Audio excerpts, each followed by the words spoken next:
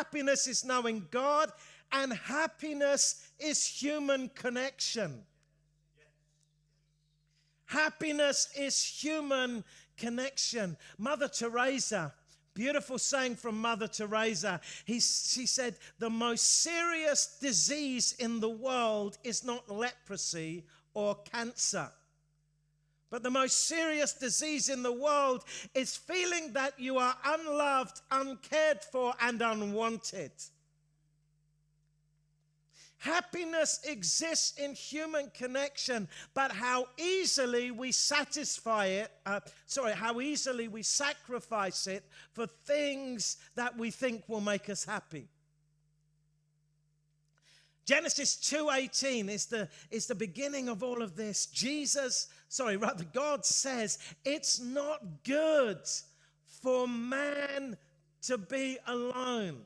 We were created for human connection, for human relationship, but we live in a world that puts us in a place where we sacrifice our relationships for our success that we think will make us happy. We sacrifice our marriage to get a little bit of a bigger house or a little bit of a better salary. And then we get to the ends of our life and we've achieved everything we wanted to achieve, but at the sacrifice of human connection, at the sacrifice of a legacy, a relational legacy for our children.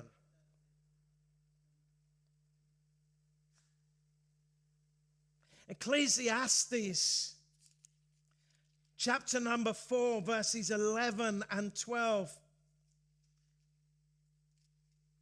In fact, I'll read it from verse 9 of chapter 4. Two are better than one because they have a good return for their labor. If either of them falls down, the other one can help the other up. But pity anyone who falls and has no one to help them up. Also, if two lie down together, they will keep warm. But how can one keep warm alone? Though one may be overpowered, two can defend themselves. A threefold cord is not easily broken. Jesus recognized the value of friendship. Look at what he said to his disciples. He said, I no longer call you servants. John 15:15, I no longer call you servants, but I call you friends. How many people in positions of power, either in the church or out of the church, have got it the wrong way round? You can never have enough friends. You know something I discovered when I was in Kenya for many years, and we had all sorts of different situations we had to deal with. People made a great deal of having friends in high places. You know what I discovered? It's good to have friends in low places. You know, that security guy who's just that you need friends in low places are important as friends in high places. He said, I no longer call you servants, I call you friends. How many people have got it the other way around? They want to be surrounded by people who are just there to satisfy their desires and to work for them and to serve them. And Jesus said, no, that's not the end game for me. The end game for me is not that you would be better servants, but that you would be my friends. Human connection. Jesus was the most human that ever lived. And he valued friendship. Proverbs 17 and verse 17 said, a friend loves at all times, and a brother is born for times of adversity. And Proverbs 18 and verse 24 says, one who has unreliable friends soon comes to ruin. But there is a friend who sticks closer than a brother.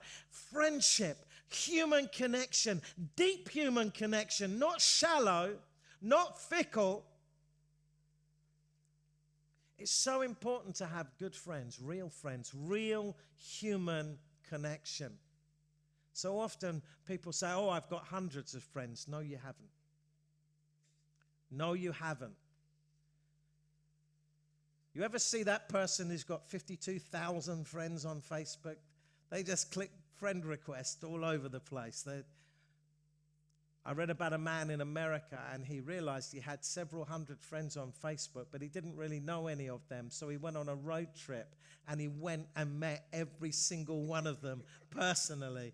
It was an amazing story, an amazing journey, because you know, nowadays with social media as well, we don't really know what true connection is. You know, I'm on social media with preaching and stuff like that, and the number of messages I get, you know, wanting to be my friend from all over the world just because they want to make a connection, and who knows what that connection's all about. But there's real, genuine human connection is what human beings were designed for. It's what we were created for. That's why God said it's not good for man to be alone. It's right there in our DNA. Right there in our DNA. John 15:13, Jesus said, no greater love has no man than to lay down his life for a friend. Deep friendship, human connection matters. And I want to tell you, relationship is where life comes from. It's not good for man to be alone became before man was fruitful and multiplied. Multiplication of life can only come through relationship. I mean, you can make it in a petri dish, but you wait and see what the results of that will be. Because life is born out of relationship. Life is born out of a family that nurtures someone. That's where life comes from. You don't get life from the office. No one ever said, I went into work, I booted up the computer, and I did a day's work, and what was the result? I was very productive. I just turned on the printer and out popped all these children. It doesn't happen. There's no multiplication of life in the work environment. It is in the relational environment that life happens and life is created. It's where joy is. You see, I love to build. And men, we're generally men, we're more interested in things than we are in people. That's just a fact. We're more oriented towards that. And I love to achieve things.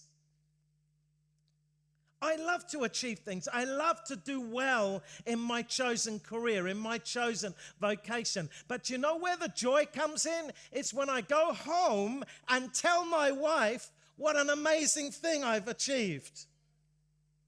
It always comes back to relationship. And yet we are being encouraged today in all of our interactions, whether it's work, social media, whatever it is, to sacrifice genuine human contact and relationship for something else. Whether it's social media followers or whether it's career success or whatever it is, happiness is human connection.